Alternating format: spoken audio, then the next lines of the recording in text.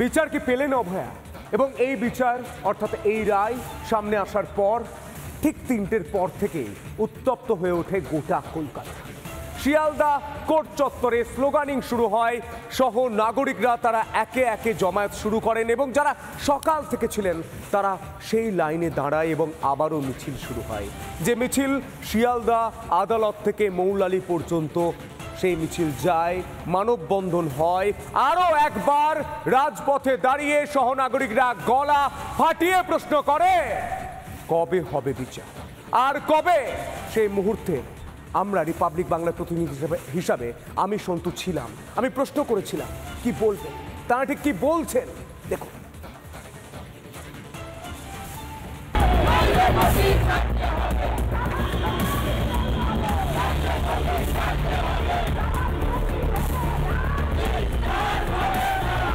ফাঁসি নয়, আমৃত্যু কারাদণ্ড। সোমবার দুপুরে অভয়াকাণ্ডে দোষী সঞ্জয় রায়কে সাজা শোনালো শিয়ালদা আদালত। তারপর থেকেই দফায় দফায় ক্ষোভ উগরে দিয়েছেন সহনাগরিকরা। সঠিক বিচার কি পেল অভয়া? সেই প্রশ্নই এখন উঠছে কলকাতা জুড়ে। হয়তো ফাঁসি হতো সঞ্জয় রায়, কিন্তু কি এমন হলো সঞ্জয়কে আমৃত্যু কারাদণ্ড দিতে হলো? গোটা বাংলার মানুষ, গোটা দেশের মানুষ এই প্রশ্নটাই করছে, কোনটা বিরলতম ঘটনা? কোন ঘটনা হলে বিরলতম ঘটনা বলা হয়? এটা অবশ্যই বিরলতম ঘটনা। কে কি এটাই মনে করছেন, আমরা তাতে কিছু ভাবছি না। আমরা পথে আছি, আমরা পথ ছাড়বো না। বিচার যেন এইখানে শেষ না হয়ে যায়, আমাদের দাবি এটাই। কিন্তু আমরা আশাহত নই, কারণ বলবো ফাঁসি হলেই কিন্তু সব হয়ে গেল। এই যেটা হয়েছে সেটাতে হয়তো আমরা আরো বেশি আন্দোলন করার, আমরা সুযোগ পাবো। সোমবার বিচারপতি অভয়া মামলার সাজা ঘোষণার পর ফের পথে চিকিৎসক মহল।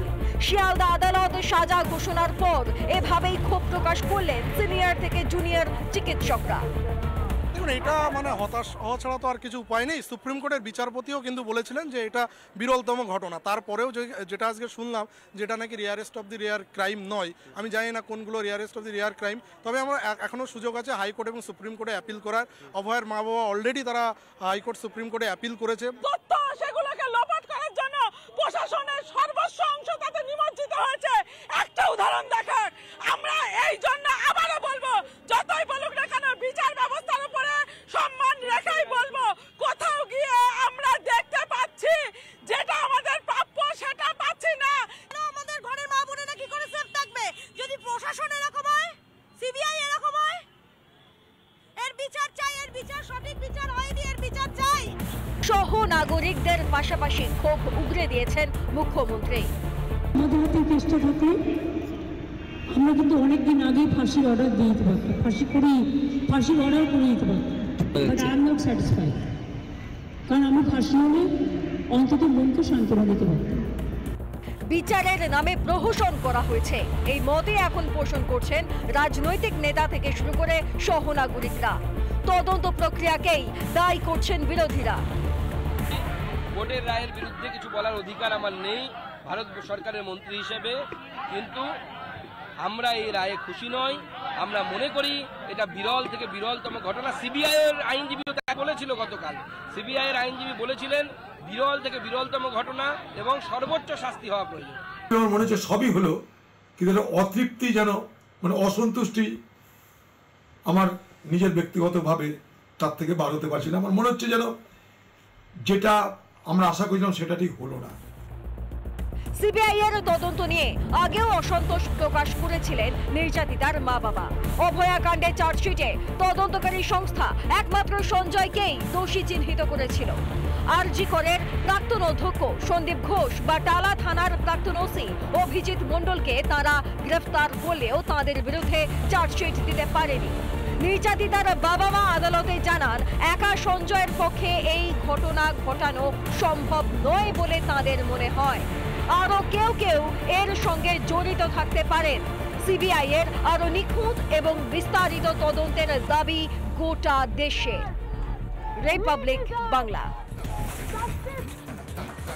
গোটা দেশের একটাই স্বর, জাস্টিস ফর আরজি কর। এই স্লোগান, এই লড়াই আমরা প্রত্যক্ষ করেছি। 9 আগস্ট থেকে গোটা দেশ একসঙ্গে প্রশ্ন করেছে। আজ যখন এই রায় সামনে এলো প্রত্যেকেই প্রশ্ন করছেন, তখন ঠিক আমরা দেখলাম রাজ্যের মুখ্যমন্ত্রী মমতা বন্দ্যোপাধ্যায় এই স্পর্শকাতর ঘটনাতে ওরা নিয়ে চলে গেল। আবারও শুরু হলো রাজনীতি। প্রশ্ন অনেকে, দেখো।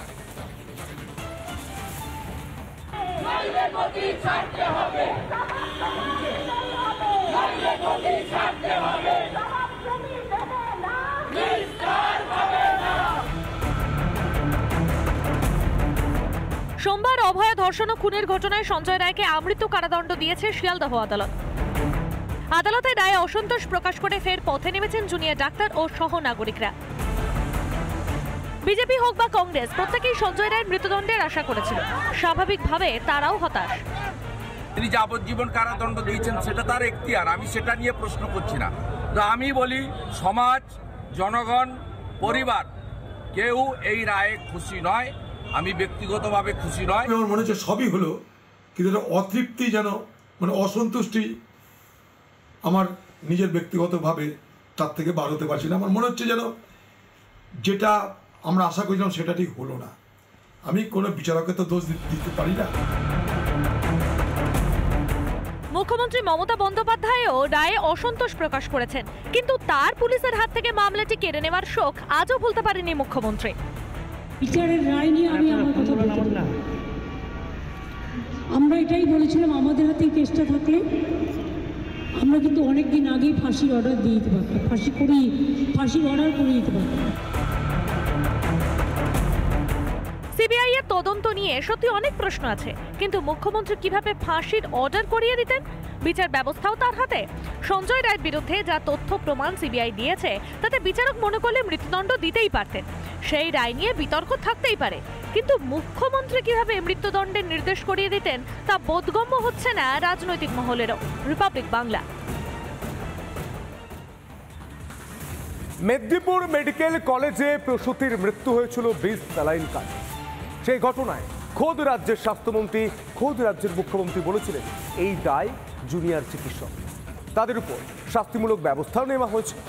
তারা অনশন, অবস্থান, বিক্ষোভও করছেন এবং তাদের পাশে দাঁড়িয়ে আজ রাজ্য বিজেপি সভাপতি সুকান্ত মজুমদার তথা কেন্দ্রীয় প্রতিমন্ত্রী সুকান্ত মজুমদার স্বাস্থ্য ভবনের সামনে বিক্ষোভ দেখালেন, প্রতিবাদ জানালেন এবং চোখে চোখ রেখে বললেন এভাবে ধামাচাপা দেওয়া সম্ভব নয় রাজ্যের স্বাস্থ্যের কঙ্কালসার ছবিটা। দেখো।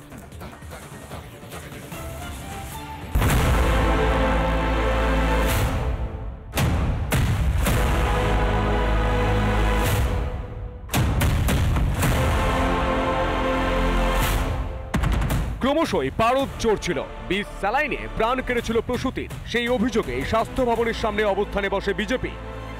লক্ষ্মীদের জন্য লক্ষ্মীর ভান্ডার দিচ্ছেন, সেই লক্ষ্মীদেরই ভুয়ো স্পুরিয়াস স্যালাইন দিয়ে মেরে ফেলছেন, কিছু টাকার কাটমানি খাচ্ছেন বলে। হ্যাঁ, এইসব পশ্চিমবঙ্গ ফার্মাসিউটিক্যাল থেকে কোটি কোটি টাকার কাটমানি তৃণমূলে যায় বলে, কালীঘাটে যায় বলে আজকে দুটো পায়ে হেঁটে মায়েরা সন্তানের স্বপ্ন দেখে হাসপাতালে ঢোকে আর খাটে করে তারা হাসপাতাল থেকে বেরোয়। এই হচ্ছে আমাদের এগিয়ে বাংলা। একের পর এক মেডিকেল কলেজ ও হাসপাতালে এখনো চলছে RL স্যালাইন। স্বাস্থ্য দপ্তরের নিষেধাজ্ঞার পরেও হুঁশ ফেরেনি। একাধিক সরকারি হাসপাতালে রমরমিয়ে চলছে রিঙ্গার ল্যাকটেট স্যালাইন। চোখ বন্ধ করে রয়েছে স্বাস্থ্য ভবন। অভিযোগ বিরোধীদের, তোলাবাজি চলবে, ভেজাল স্যালাইন চলবে, ভেজাল ওষুধ চলবে, মানুষের জীবন নিয়ে ছিনিমিনি খেলা হবে, কারণ সরকার টিকিয়ে থাকতে হবে, টিএমসি পার্টিটাকে চালাতে হবে। তার বিরুদ্ধে আমাদের প্রতিবাদ, তার বিরুদ্ধে আমাদের আন্দোলন, তার বিরুদ্ধে আজকে আমরা রাস্তায় বসেছি। এদিকে মেদিনীপুর মেডিকেলের সাসপেনশন প্রত্যাহারের দাবিতে চলছে লাগাতার অবস্থান ধর্ণা। প্রতিবাদীদের পাশে দাঁড়িয়ে আগে প্রেস বিবৃতি জারি করেছে IMA। সোমবার মেদিনীপুর মেডিকেলে এলো IM এর প্রতিনিধি দল। এই তথ্যগুলো নিয়েই আমরা যাব, ডিএম এর কাছে যাব, এমনকি প্রয়োজনে আমার মুখ্যমন্ত্রীর কাছেও যাব যে এইটার কি ব্যাপারটা বলুন, আগে আগে আপনারা কেন সাসপেন্ড করলেন, আগে তো শোকজ করেন, সবাই কিন্তু বলে। অন্যদিকে প্রসূতির মৃত্যুর তদন্তে নেমে মেদিনীপুর মেডিকেলে আসে CIDর দল। সোমবার সকালে ফের সিআইডি আধিকারিকরা তারা কিন্তু মেদিনীপুর মেডিকেল কলেজে এসে পৌঁছলো এবং এই মুহূর্তে হাসপাতালে যাচ্ছে এবং আজও কিন্তু দিনভর বিভিন্ন তদন্তের বিভিন্ন তারা করবেন। নথি হাসপাতালের কাছে চেয়েছিলেন সিআইডি আধিকারিকরা। মনে করা হচ্ছে আজ হাসপাতালের তরফ থেকে এইসব তথ্য সিআইডির হাতে তুলে দেওয়া হতে পারে। সব কিছুর ঊর্ধ্বে উঠে রাজ্য সরকারের কাছে দায়ী হচ্ছেন জুনিয়র চিকিৎসকেরা। আর মারণ স্যালাইনের কি? কারাই স্যালাইন তৈরি ও সরবরাহ করেছে? কেন এখনো ব্যবস্থা নিচ্ছে না রাজ্য সরকার? রিপাবলিক বাংলা। নানা ধরনের কন্টেন্ট দেখার জন্য লাইক করুন, শেয়ার করুন আমাদের ফেসবুক পেজ, সাবস্ক্রাইব করুন আমাদের ইউটিউব চ্যানেল। পাশাপাশি অন্যান্য ব্রেকিং নিউজের জন্য অবশ্যই চোখ রাখুন রিপাবলিক বাংলায়।